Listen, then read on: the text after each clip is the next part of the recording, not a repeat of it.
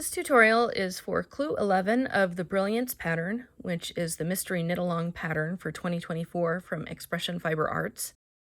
In this pattern, we're going to be doing mosaic knitting, which is mosaic knitting uses two colors to make the design, but you're only ever working with one color at any given time.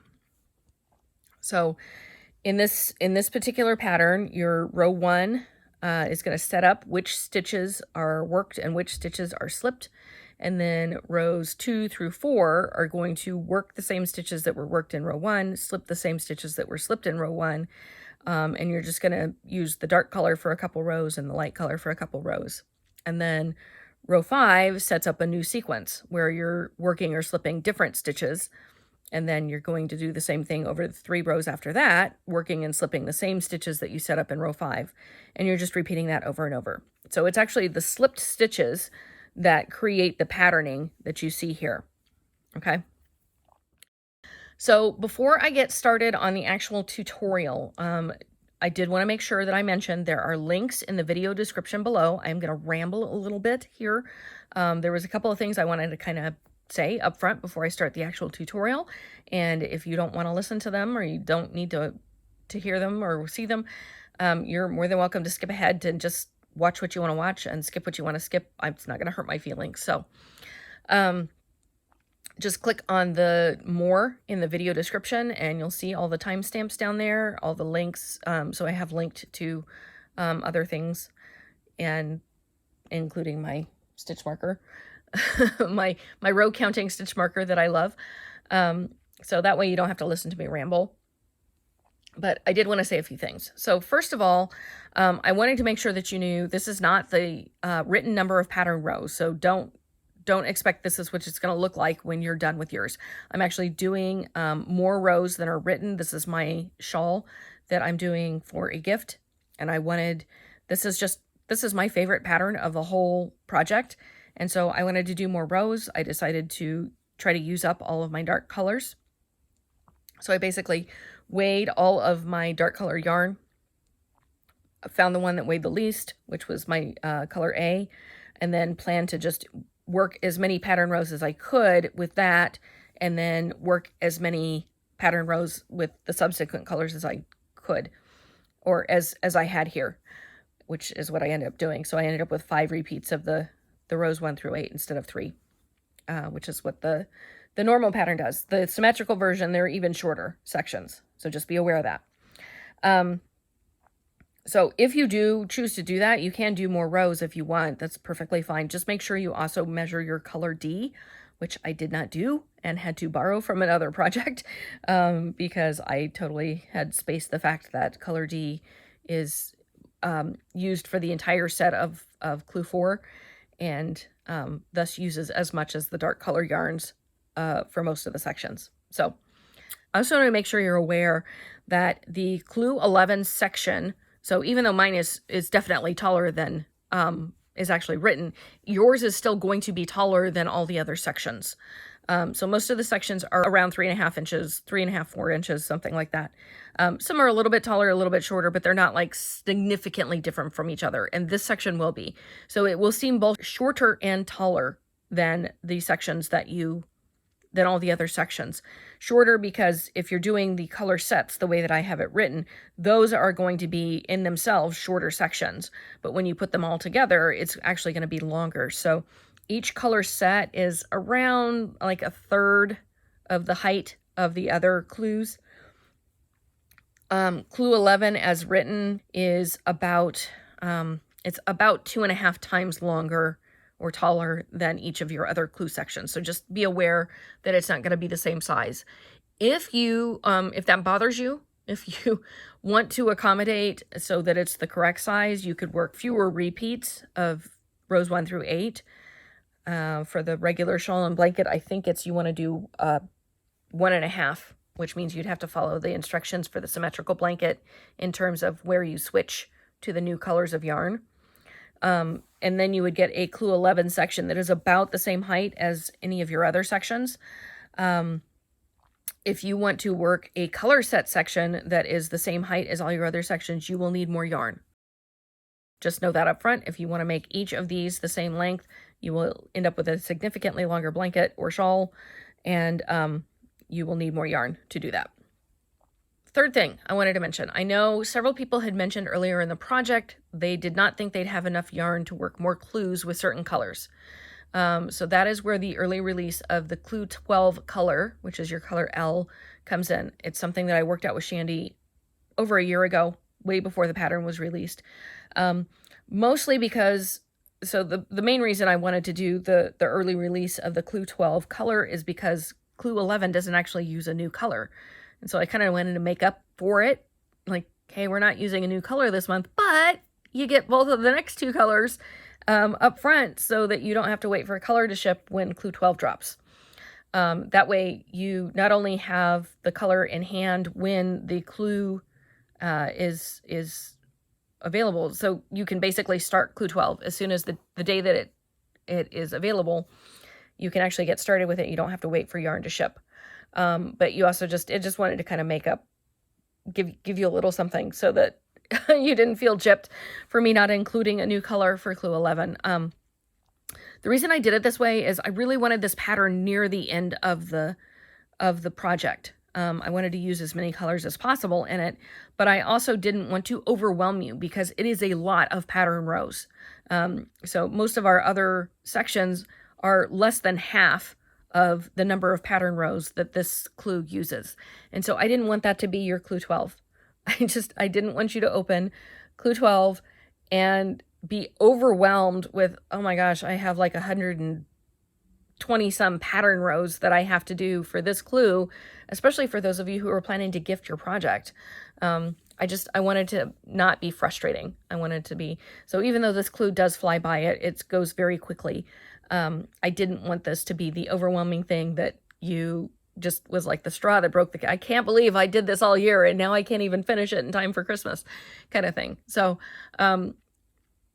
but kind of the ancillary reason that I wanted to release both colors early is because I knew that there was a possibility that somebody was going to run out of yarn and not be able to do this the way that I wrote it. And so I wanted you to have an option to do this clue and have enough yarn to do it to the right size.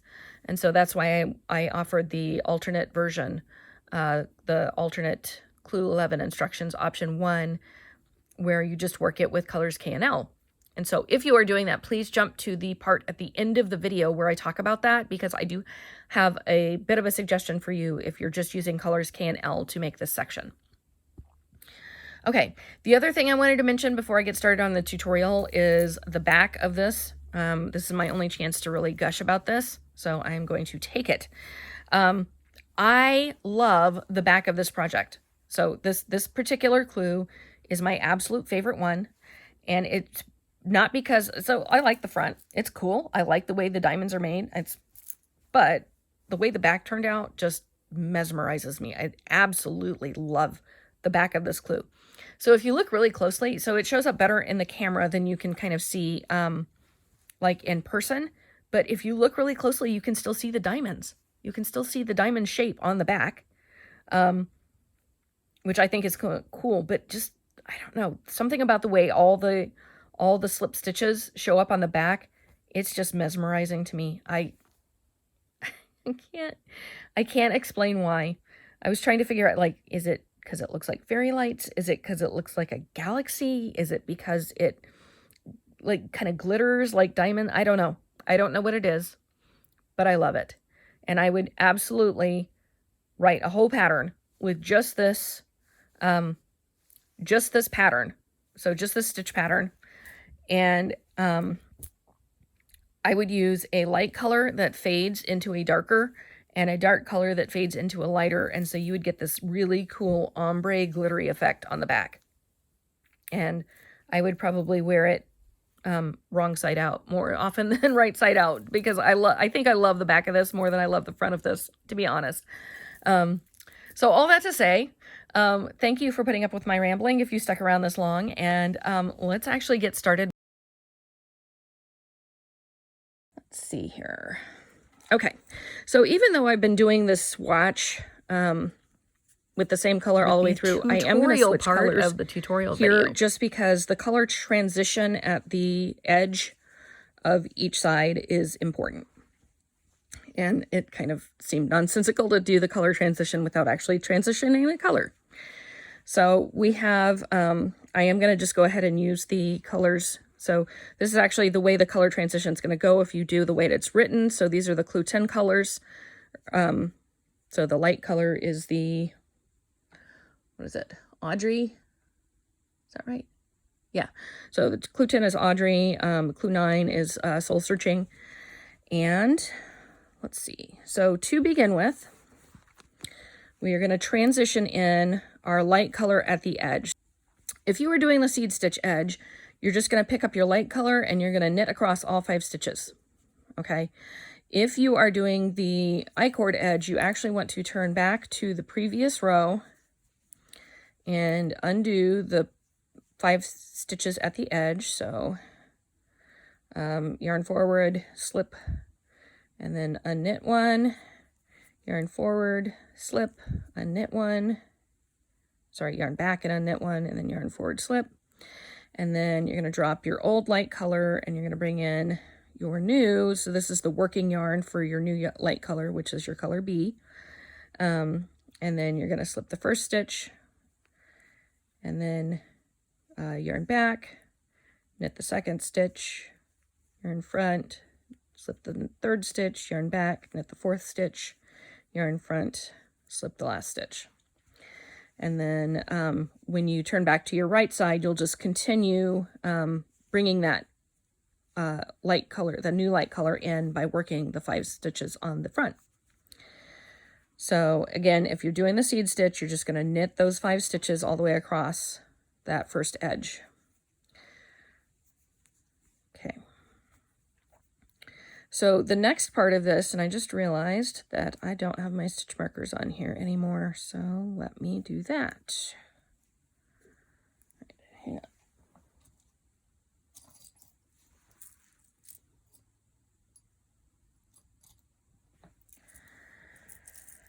Okay, so we are going to do a, by the way, I know I talk about these every time. I am linking to these in the product description, but look at this. It's like a little cat caught by his sorry. So she had a sale a little bit ago, and was one of the things that was on sale was mystery row counter stitch markers. And so this is one of the ones that she sent me, and I had never seen it before, but it's just like, seriously looks like a cat has gotten like snatched up by its scruff. We have cats, so I'm totally a cat person. Anyway, so let's see, I'm going to put my row counting stitch marker on here. I'm going to put it a couple of stitches back, just because once I slip it twice, I guess once, I will be on a 1 to start actually row 1. Okay. Get all my extra stuff out of the way here. I'm keeping my bobbins of other color on there because I'm actually going to use this to show Clue 12 as well. And so I am going to go back and change the color. Okay, so setup row A is, if you're working the blanket or the shawl, you actually need to add a stitch on either end. And the way that we're adding a stitch is we're going to make it so that it lines up with the current stitch pattern. So all the way through the pattern, we've had this on the front side, a purl stitch right after the marker, and then a purl stitch on the other end right before the marker. And so we want to keep that patterning, and that's why instead of just doing like a knit front and back or a make one or something like that, we're actually going to do this nifty little stitch called a purl front knit back. And so I don't actually need this for my swatch because I have the correct number of stitches on here, but I'm going to show you and then I'll take it back out. All right, so purl front knit back, you're going to bring your yarn to the front. You're going to go into the first stitch as if to purl, and you're going to make a purl stitch, but you're not going to take the stitch off the needle. So you have your new stitch over here on your right needle, and then you still have your old stitch over on the left needle, and you're going to bring your yarn between the needles to the back, and then you're going to come around and you're going to knit that same stitch through the back loop, and then drop it off.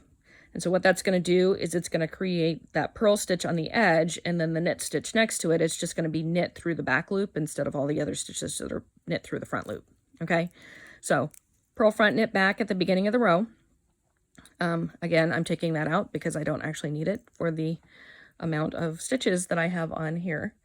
And if you're just working if you're doing this symmetrical shawl or blanket, you're just working the pattern, which is the stitch pattern, which is purl 1.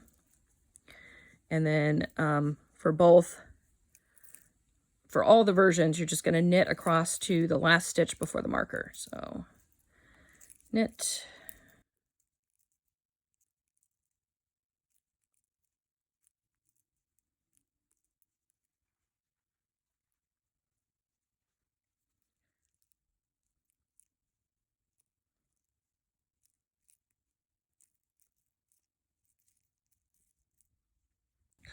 Wow.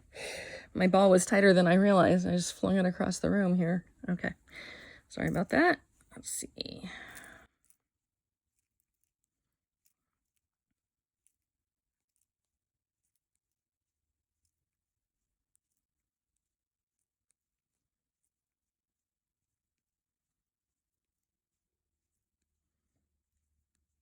All right. So when you're 1 stitch away from the marker, which mine, again, I had taken off. Let's see. All right. So 1 stitch away from the marker, if you are doing the shawl or regular shawl or blanket, you're going to do a knit front and back, like so, because you need 2 more stitches here. If you're doing the symmetrical version, then you just want to purl 1, like so. All right. Slip your stitch marker, and then at this point, we need to bring in our bobbin yarn. Okay, so yes, technically you could wait to use the bobbin until you get to the row 1, the end of row 1, but honestly, the edge here is going to end up a lot neater if you start with the bobbin now than if you wait to start until 2 rows later. Okay, so because we're just starting with the bobbin yarn here, you don't need to do anything fancy to cross it. If you are doing the seed stitch version, these edge stitches at the end, you're going to knit all 5. And then if you're doing the I-cord edge, oops, you're just going to work regular front of the regular right side I-cord edge stitches as usual, just with the new color. So get those 3 in there. Again, seed stitch, you just would knit all 5. And then we'll turn to the wrong side and do setup B. And both of these setup rows are really straightforward. I don't know that you actually need to watch me do them, with maybe the exception of the purl front knit back, because that's, I assume other people use it. I think that's another one that I kind of invented. I used it for, I'm trying to think, I think my Fruling shawl was the one that I ended up using it on the first time when I did a design. And it's just because it actually maintains the stitch pattern better than doing a knit front and back. And so I think it looks a little bit cleaner, and I like the way I like clean knitting. All right, so setup B. If you're doing the seed stitch edge, don't slip the first stitch with the yarn in front. So normally you would slip that first stitch knitwise with the yarn in front. Don't do that. Go ahead and knit the first stitch and then work the rest of so you do the knit, purl, knit, purl, knit, purl. No, knit, purl, knit, purl, knit for the seed stitch edge on just this when you're finishing, bringing in that new color, just because it looks better. All right, so if you're doing the I-cord edge, you're just going to work a regular I-cord wrong side row with this bobbin yarn.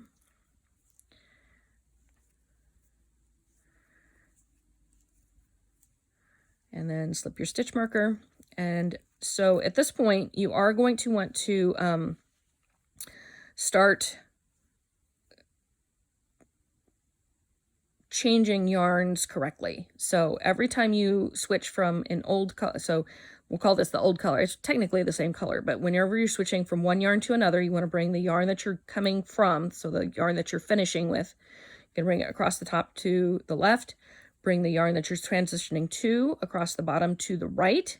And then every time you pick up a new yarn, you just want to work the first stitch with that yarn snug to the last stitch that you made with it. So in this case, for this stitch, we're going to knit that first stitch, and then you can drop the bobbin yarn. And then we are just going to actually knit all the way across the row. So this is no matter what what version you're working, you're going to knit all the way to the end.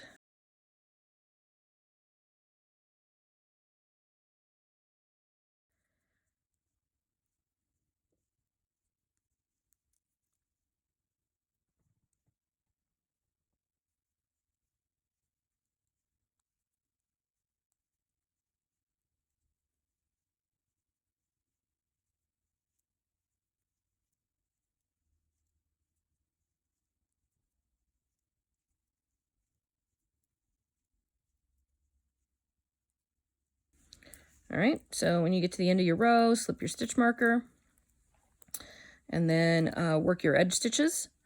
So whether you're doing the I-cord or the seed stitch, you're just going to work your edge stitches over here as normal for the wrong side of the row. All right.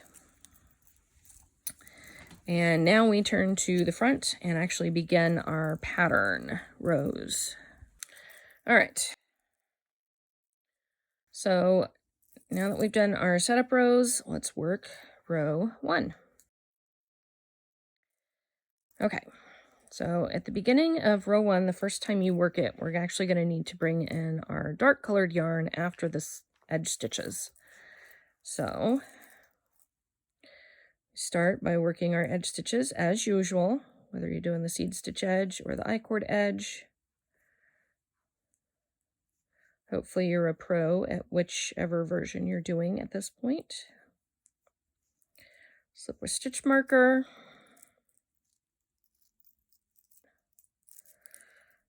All right. At this point, you want to bring in your dark color. I really wound these balls too tight. All right, so grab your tail, make sure you leave enough, and we're going to work a purl 1 for the first stitch. And then our stitch pattern for row 1 is slip 1, knit 4, 1, 2, 3, 4, slip 1. That pattern repeat again, slip 1, knit 4, 1, 2, 3, 4, slip 1. And you're just going to repeat that all the way across. Slip 1, knit 4, 1, 2, 3, 4, slip 1, slip 1, knit 4, 1, 2, 3, 4, slip 1. And at the end of the row, you should have 1 stitch remaining, and you're just going to purl that. And then slip your stitch marker, and we're going to transition back to the bobbin. So you want to bring your working dark color across the top to the left, pick up your bobbin from underneath on the right, and then you're going to work that first stitch, however you're working it for your edge type. You're just going to work it snug to its previous stitch. It is going to be a little loose because that's where your tail is, but you can fix that tension a little bit later. Okay. Work your edge stitches. Cinch down that tail if you want, and then turn to the back, row 2. All right, so the pattern rows for clue 11 are in sets of 4. Okay, so you have 4 rows, 1, 2, 3, and 4, where the same stitches that you worked in row 1 are going to be worked in rows 2, 3, and 4. And the same stitches that you slipped in row 1 are going to be slipped in rows 2, 3, and 4.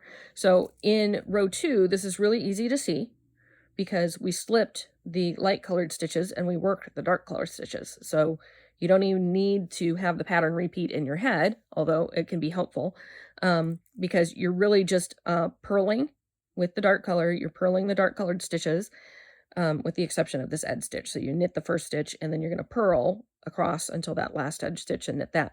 But all the dark colored stitches are going to be worked and all the light colored stitches are going to be slipped. So beginning of row 2, go ahead and work your edge stitches, however you're working them.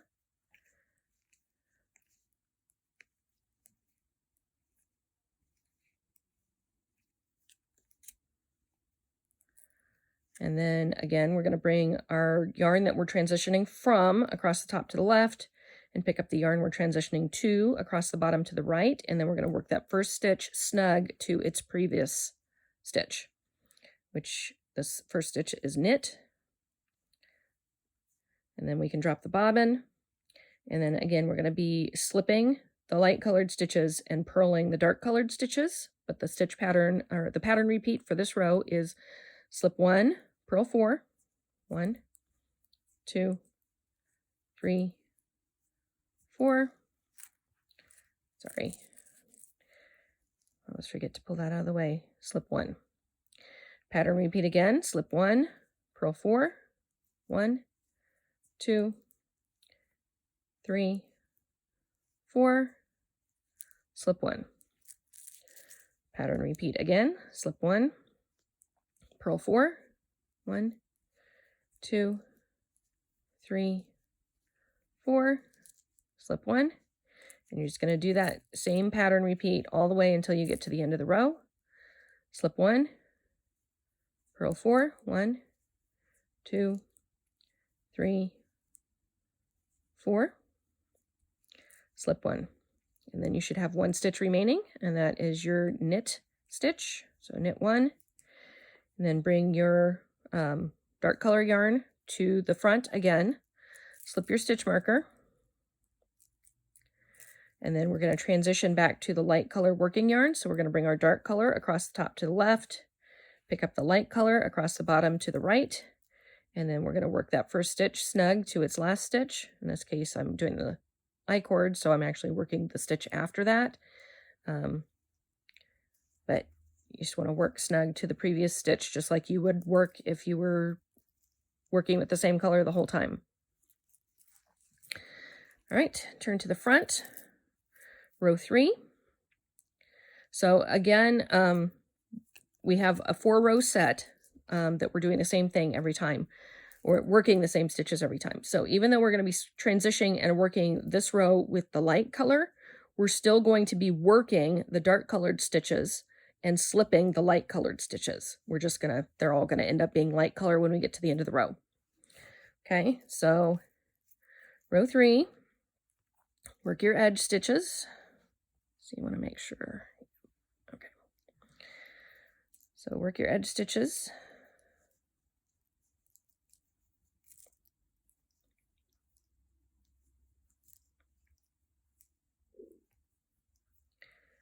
And slip your stitch marker.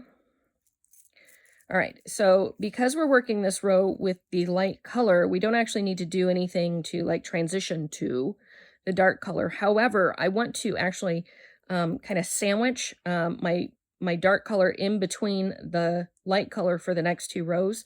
So what I'm going to do is I'm going to actually bring it up and over. What's that, my tail? I'm going to bring the dark color up and over the light color at this transition point. So it's gonna be above it when the light color crosses here, and then when I come back on row 4, I'll show you how it's gonna be under. Okay, so I just want to bring my dark color up above. I'm not gonna tension it or anything right now because I'm not working with it. All right, so I'm just gonna work my light color. First stitch is a purl, and then it's the same pattern repeat from row 1, which is slip 1, knit 4, 1, 2, 3, 4, slip 1. Okay, so same pattern repeat as we worked in row 1, just with a different color. And if it's easier for you, you can just think of it as slipping the light colored stitches and knitting the dark colored stitches until you get to the last stitch of the row. Slip 1, knit 4, 1, 2, 3, 4, slip 1, slip 1, knit 4, 1, 2, 3, 4, slip 1, and then when you have 1 stitch remaining, you're going to purl that, and then you're going to slip your stitch marker and transition to the bobbin yarn. So bring your working light color across the top to the left, pick up your bobbin light color from the bottom right, and then you're going to work your edge stitches. That first stitch needs to be snug to the last stitch you worked with that yarn.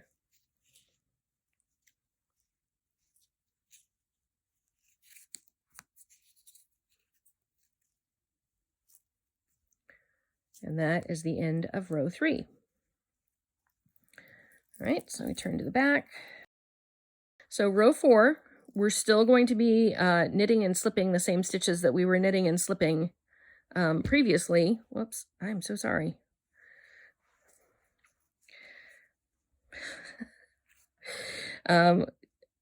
Just so instead of purling the stitches on this row that we're working, we're actually going to be knitting the stitches that we're working. Again, with the exception of those edge stitches, the stitches right next to the edge marker. So work your edge stitches with your bobbin, however you're doing your edge stitches. Hopefully I'm not creeping too far out of frame here. Slip your stitch marker, and then you're going to bring your bobbin across the top to the left, pick up your light color across the bottom to the right, and then work that first stitch, which is a knit stitch, snug to its previous stitch. You can drop the bobbin out of the way, and then you're going to work the pattern repeat, which is slip 1 with the yarn in front, and then you're going to bring the yarn to the back and knit 4. 1, 2, 3, 4. Bring the yarn to the front and slip 1. That pattern repeat again. Slip 1 with the yarn in front, bring the yarn to the back, knit 4. 1, 2, 3, 3, 4. Bring the yarn to the front and slip 1. Slip 1, yarn to the back, knit 4. 1, 2, 3, 4. Yarn to the front, slip 1. And that pattern repeat one more time. Slip 1, yarn to the back, knit 4. 1, 2, 3, 4. Yarn to the front, slip 1, and then yarn to the back and knit that last stitch. And then you can see that my dark colored yarn, hopefully you can see. So right now my dark colored yarn is coming over the light colored, basically float, but not really because it's just between 2 stitches. It's coming over the light color there, and so I'm just going to bring my light color across, slip my stitch marker, and then I'm just going to bring my light color across to make that next stitch. So it's going to cross over the dark color here.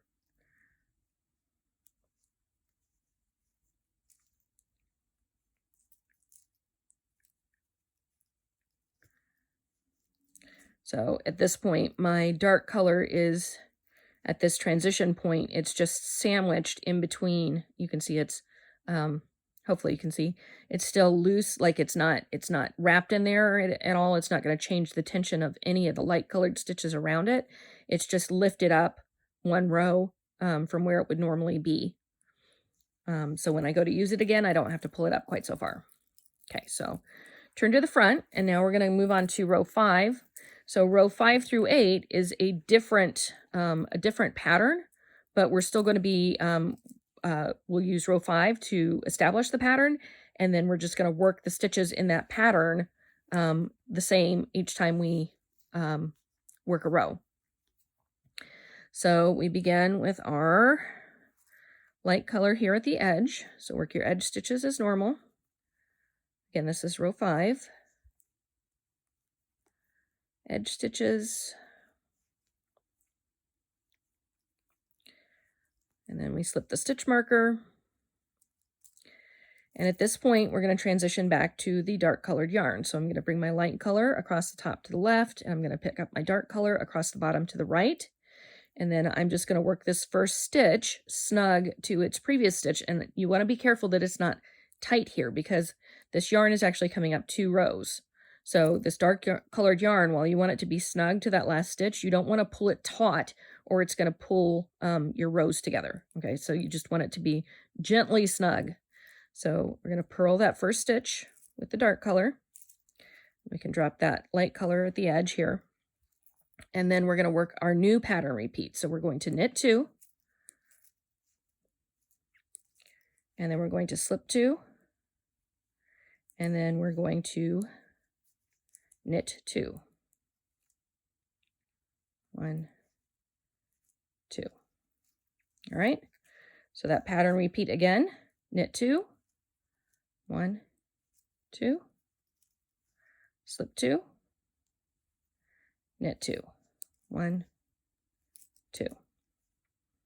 Repeat again, knit 2, 1, 2, slip 2, 1, 2, knit 2, 1, 2.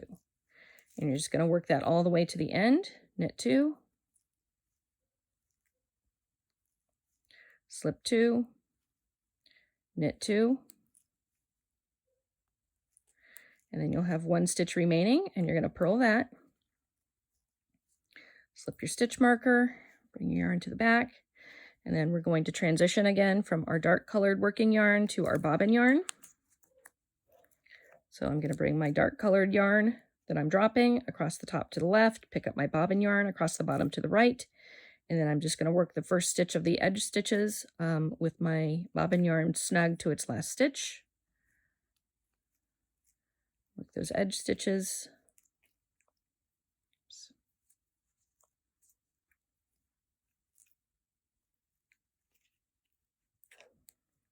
And that is the end of row 5. So if you look, you can see that this establishing row, it does seem like it's pinched down, like it's almost covering up the dark color. When you actually work more rows, that is going to open up. It's going to be more visible. But this first row is really just a half diamond. It doesn't start making the full diamonds until you work the second set of, so rows 5 through 8 the first time through. Okay. So turn to the back to work row 6. Okay, so row 6, we're going to work the edge stitches with our bobbin.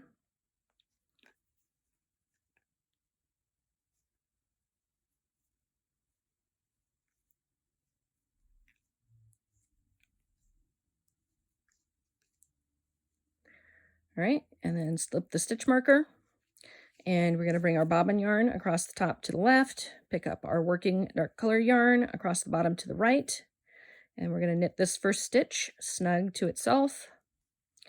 And then for this entire row, again, since we've established the pattern, we're going to be purling the dark color stitches and slipping the light colored stitches. And the pattern repeat is purl 2, 1, 2, slip 2, purl 2, 1, 2. That pattern repeat again, purl 2, 1, 2, slip 2, purl 2, 1, 2. That repeat is purl 2, 1, 2, slip 2, purl 2, 1, 2, and one more time, purl 2, 1, 2, slip 2, purl 2, 1, 2. When you get to the end of the row, you should have 1 stitch remaining, and you're just going to knit that. Slip your stitch marker. Throw your stitch marker off. I know I've done this a few times, and you're probably like, it's probably not worth it, because nope, totally still worth it. Totally still worth it. I've said this before, but these have literally changed the way that I knit, and they make keeping track of what row you're on so much faster. Okay, so after you slip your stitch marker, you're going to bring your working dark colored across the top to the left, pick up your working light colored yarn across the bottom to the right, and work your edge stitches with that first stitch being snug to the last stitch you worked with that color. All right, and then turn to the front and begin row 7. So row 7 is, we're going to be working with the light color. So we're going to start by working the edge stitches here with the light color.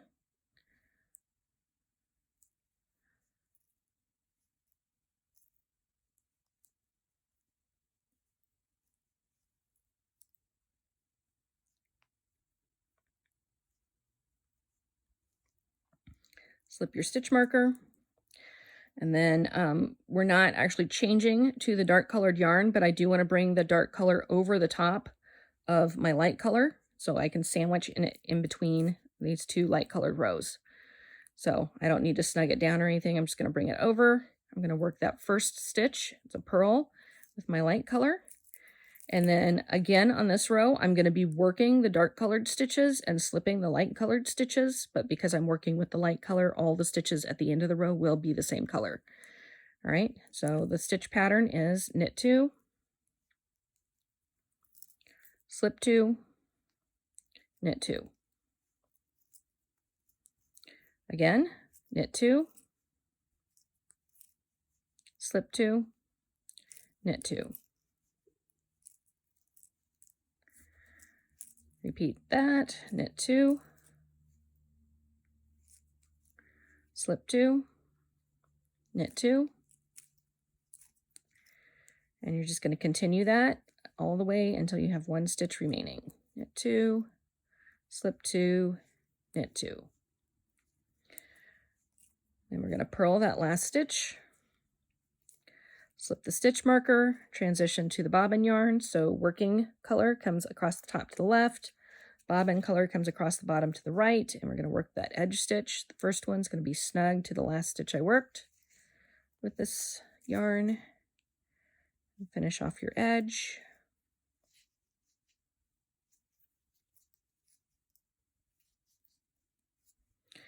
And that is the end of row 7.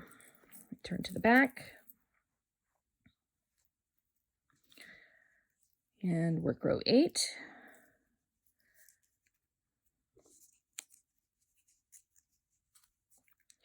So we start by working the edge stitches with the bobbin yarn.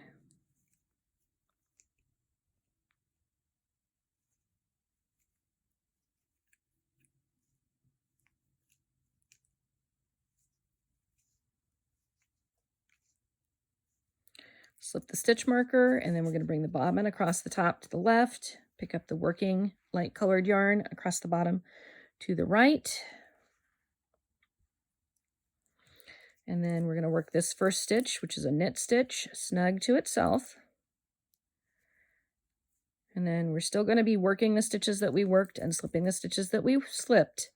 In this case, we're going to knit 2. So the pattern repeat.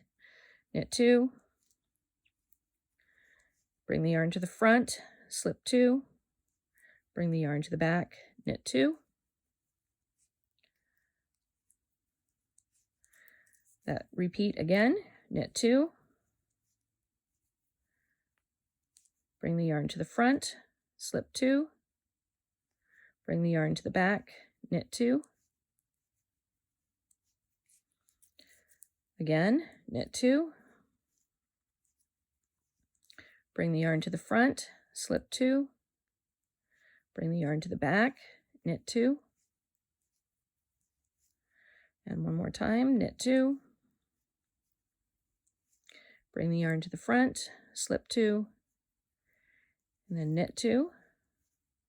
You should have 1 stitch remaining, and you want to knit that as well. Slip your stitch marker.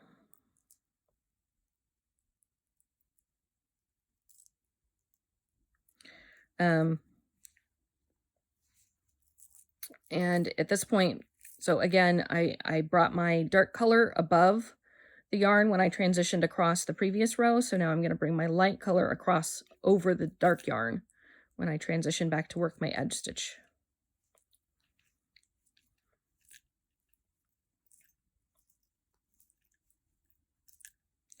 And that is the end of row 8. Once you work a couple more, once you work another set, really, these will start to open up. You can see that the ones on bottom have already begun to open up, and that's just because the slip stitch is pulling that open. And then so each subsequent time you work a set of 4 rows, it'll pull the previous set open as well.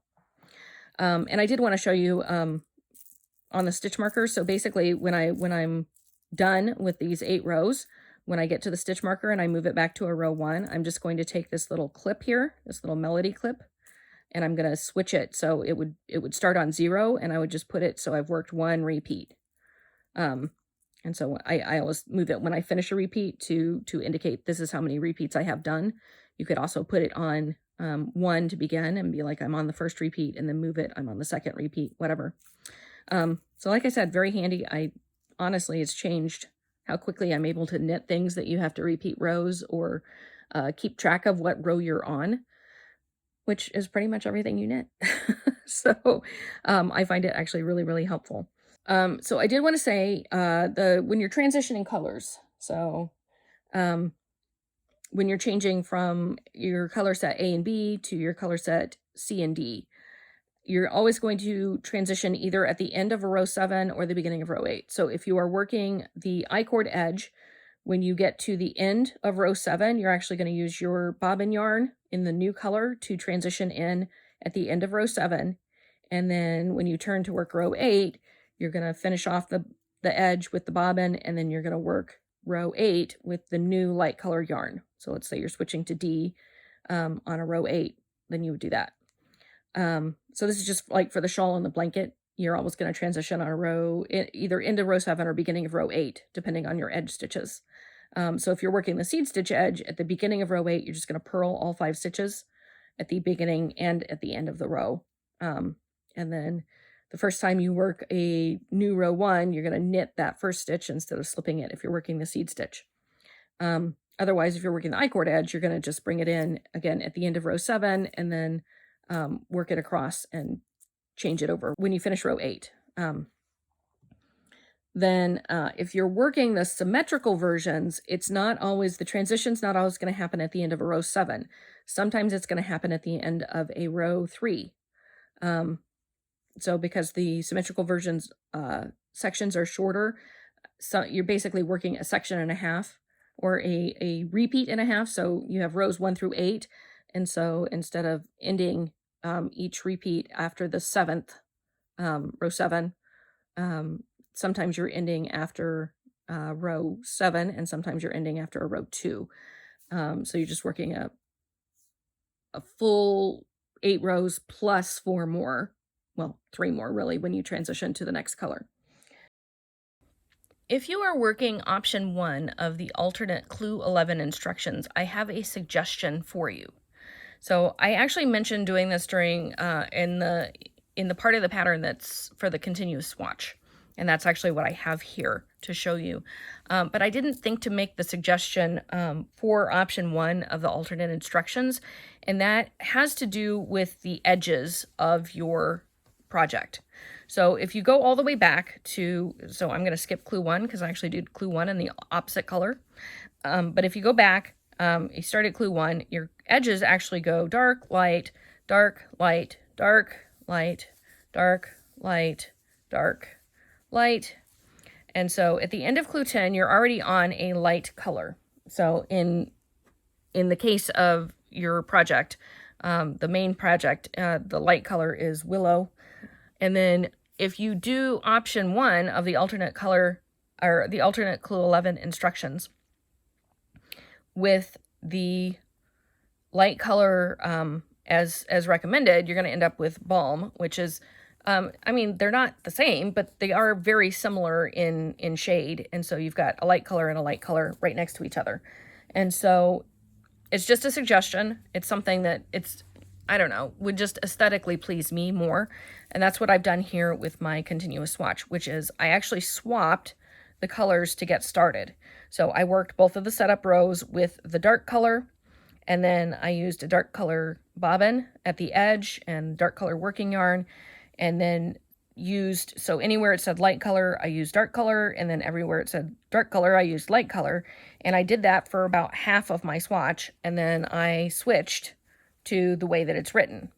And so that will give you 2 very distinct sections. If you work half the sections, which technically for the alternate clue 11, if you're working it as written, half of the sections is 7.5. So you'd want to use the transition instructions for the symmetrical, like transition 1 of the symmetrical blanket to transition between the colors and the bobbin. But you can use the dark color and get a dark color edge that's about the same length as your other sections, and then another set that is with the light color edge that's also the same length. And so you get the two different, basically you're swapping the colors. And to me, this is almost like those, those pictures where it's like, see this color and this color, you have two totally different things, and it's telling you that two colors on either side are the same color, and it looks like they're the opposite color. That's kind of what this looks like to me. It's like, you can tell my brain that this is the same color as this, and I kind of understand that it is, but when I'm looking at it as a whole, it looks like a whole different color to me. So that's just my suggestion, is if you're doing, if you like things to look nice and neat and even, like on your edges and stuff, I would suggest starting clue 11 with the alternate instructions. If you're doing just colors K and L, I would swap out using the dark color for both of the setup rows, and then use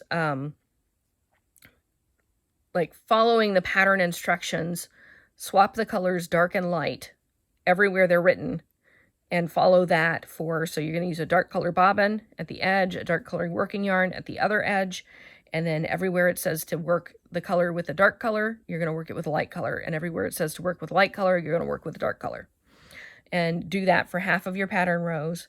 Use the transition 1 instructions for the symmetrical versions to transition, like once you've done 7.5 sets, once you've worked rows 1 through 8 7 times, and then work rows 1 and 2, and then use the transition instructions for rows 3 and 4, and then continue with rows 5 through 8 with doing everything the way it's written, and then repeat rows 1 through 8 however many 7 more times with the colors the way they're written. Obviously, you can just work one full section however you want to. It's just a suggestion if you like the aesthetics of the colors switching back and forth at the edges. So I hope that's helpful. If you have any questions, if there's anything that I didn't show that you would like to see, be sure and let me know. I'm happy to show that. Just let me know if you have any questions, and I will see you for the next one.